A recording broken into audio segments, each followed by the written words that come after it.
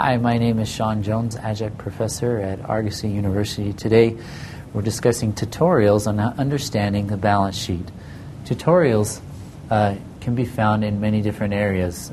Some of you may be comfortable in being able to find one online, which there are several good tutorials out there by simply going out to a search engine and putting in the topic balance sheet tutorial.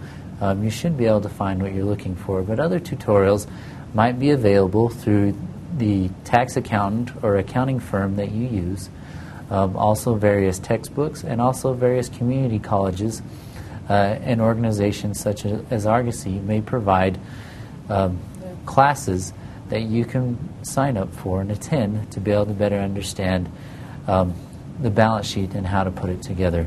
There are also several other businesses that provide professional consulting that you can hire to be able to better understand the balance sheet of your company. For more information about this topic, please visit our website, argosy.edu. There you can find our phone number or an address to come and visit our Salt Lake City campus.